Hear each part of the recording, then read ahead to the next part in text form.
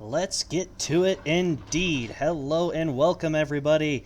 This is King Korix, and I have a special treat for you today, as I'm sure I've come up with some sort of witty title to either give you some idea or completely give away what this battle is. So, backstory. I am regrinding the British Light Cruiser line for the Research Bureau, and I just so happened to be on the Emerald. This was probably going to be my last battle in the ship anyways, but it turned out spectacular. Emerald is a ship that is overlooked by a lot of the higher echelons of this game. For good reason. It's not a great ship, but, you know, it's not Omaha, so here I am playing it. So, to start off, we are on the Solomon Islands, and I am sailing over to the seaside. The Hosho has sent its fighter rockets, the rockets now, over here. Okay, the Hosho is new. Good to know for the future. We'll keep that one in mind. AA on the Emerald actually does a halfway decent job for a Tier 5 cruiser against Tier 4 planes, so I don't really have anything to complain about for that. We are slowly going to inch forward out from behind this island, because that is a lot of battleships, and an Isokaze, which I would really like to kill. But I am going quarter speed, because I want to keep moving, but I want to be able to drop my smoke immediately, like right there, and get in cover. I'm going to continue just letting the ship drift forward until that smoke screen comes out. Luckily, everybody overshoots me for the start of that, and we are going to open up on the Charleston. I'm going to drop one set of torpedoes, but I'm seeing that Charleston's turning back in, so I'm going to hold on to the other one. Emerald has a very powerful torpedo armament for a ship of this tier. It has 8 7-kilometer torpedoes per side with the ability to single launch, and I am going to put my second set single launched at the new Italian battleship Dante. It seems to be pushing up. I'm going to put a couple of salvos into him before I finally realize that Isokaze is detected. I'm going to quickly switch to that, because the joys of these cruisers, that these armor-piercing shells do a lot. Ooh, I'm eyeing that torpedo up. Just going to back up for that one. As I was saying, these AP shells do a lot of damage to these destroyers. And it looks like our T-22 has made a mistake here. He's way too far forward. Ooh, we land 3 torps on that Dante. The 4th one doesn't connect. That would have killed him. Planes are flying over the top of me.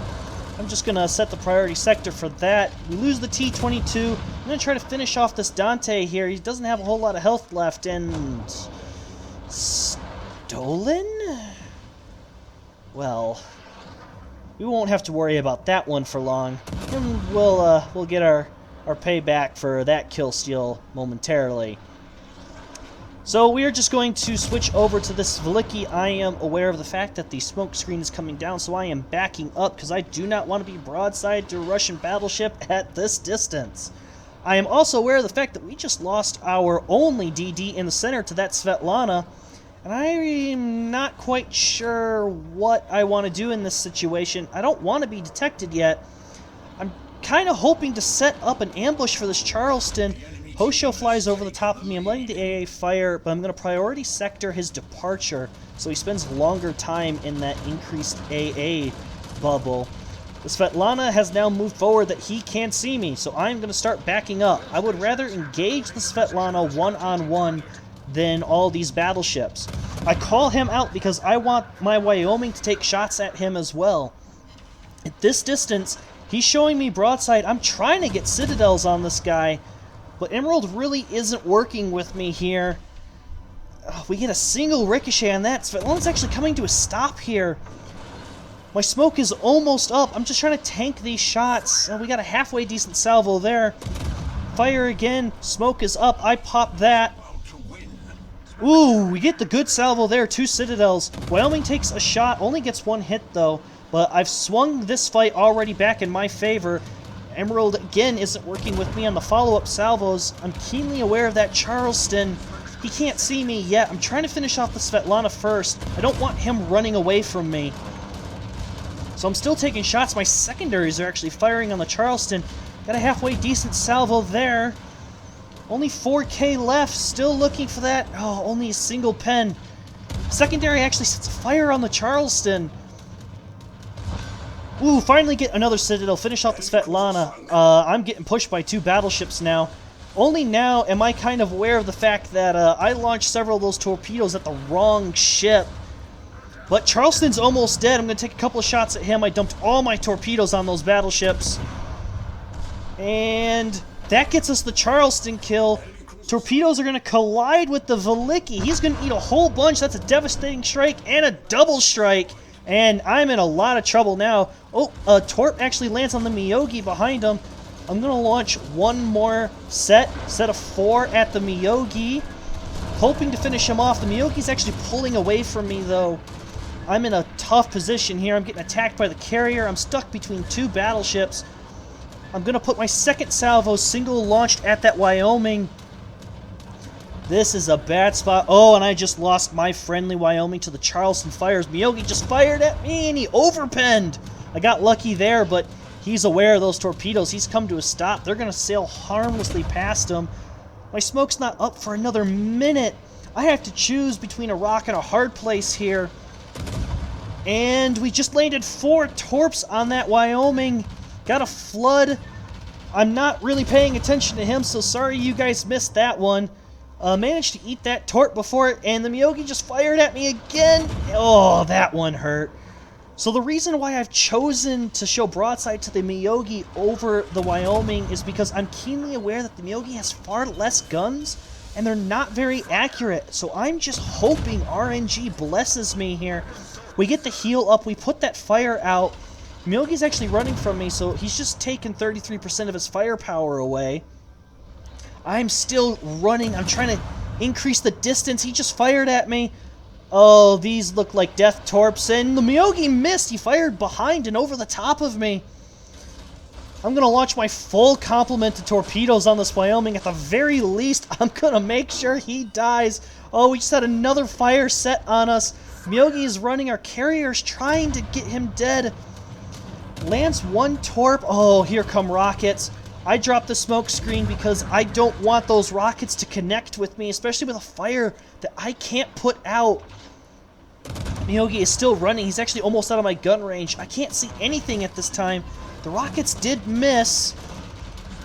I'm just waiting here. Looks like the fire will go out. And we land 1 more torp on the nose of the Wyoming. We get credited for a devastating strike for that. That's kill number 4. Miyogi is running off. He's not going to be in my gun range long. There's no way I get the kill on this guy. Luckily, in the south, we've got a Unitas, a Courbet, and a Nikolai that have taken that. So I'm just going to have to let them deal with that Miyogi, because I'm keenly aware of the fact that we're way down on points. We're down on caps. So they're going to engage that Miyogi. I'm going to let him run, and I'm going to turn over towards C. Just kind of keeping an eye on that fight. I can't see my friendlies over there. I don't know how well they're doing. Miyogi gets the Courbet, but the Nikolai gets the Miyogi. That's opened up the B cap. I have a free approach to C. I'm initially going for the gap, but... Oh, did you see where those planes came from? I've got a nasty idea. I think that Hosho is in the corner there. So, Hosho is on approach. I'm going to priority sector that. I'm going to do something here. I'm going to explain this to you guys after I do it with this AP drop. As soon as he goes up, waiting, now I'm going to turn hard. And his drop falls to the left of me. I know he's a new player, but I want all of you to consider this, even for top-tier CV players. If you guys ever encounter a Richthofen or an FDR that's bringing dive bombers to you, and you're moving, ships don't turn like in a circle like a pen on a paper. They actually drift. So something that has a long drop time, especially like an FDR, a turn last minute right as the dive bombers are over the top of you can really throw a drop off, because you will slide essentially off of the reticle.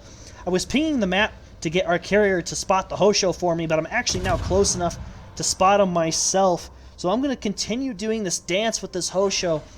Even a new player can get a lucky drop, and I'm going to make sure he doesn't.